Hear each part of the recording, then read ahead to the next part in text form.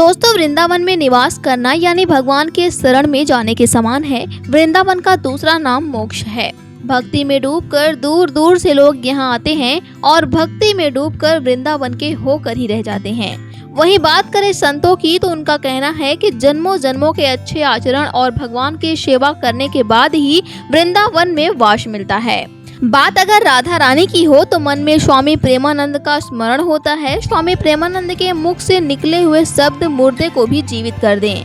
आज के इस वीडियो में हम आपको स्वामी प्रेमानंद के जीवन की कथा के बारे में बताने वाले हैं, इसलिए वीडियो में अंत तक बने रहें हमारे साथ। शुरू करते हैं आज का यह वीडियो, लेकिन इससे पहले यदि अभी तक आपने हमारे चैनल हरिवाणी को सब्सक्राइब नहीं किया है तो कृपया हमारे चैनल को सब्सक्राइब कर लें और पास में बने बेल आइकन बटन को जरूर दबाएं ताकि हमारे चैनल की लेटेस्ट अपडेट आप तक सबसे पहले पहुंच जाए।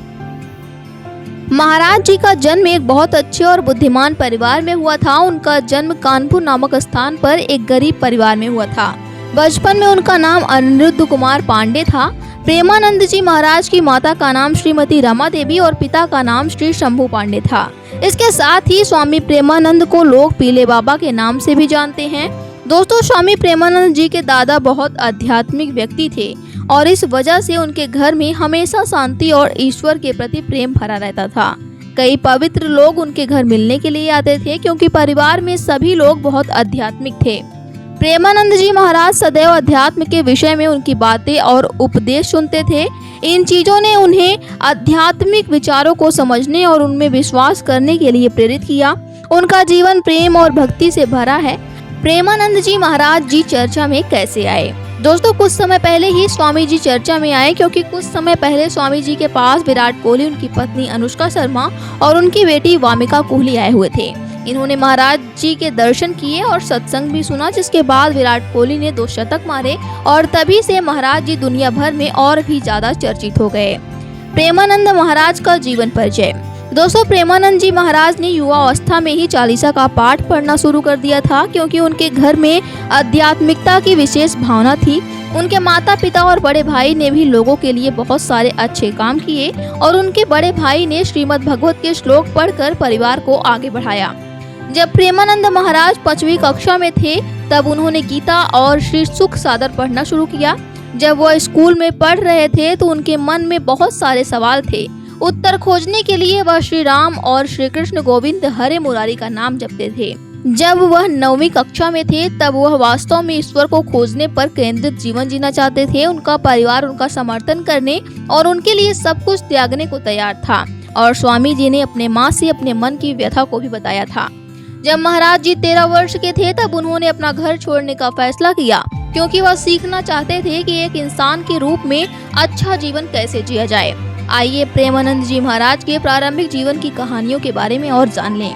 महाराज जी के घर छोड़ने के बाद उन्होंने बिना शादी किए जीवन जीने का फैसला किया और उन्हें एक नया नाम दिया गया, आनंद स्वरूप ब्रह्मचारी। बाद में उन्होंने भिक्षु बनना चुना और जब उन्होंने एक विशेष वाक्यांश स्वीकार किया तो उन्हें स्वामी आनंद श्रम नाम दिया गया। इसके बाद स्वामी जी ने कठिन तपस्या करने की ठानी और अपना पूरा जीवन भगवान की भक्ति में समर्पित करने लगे।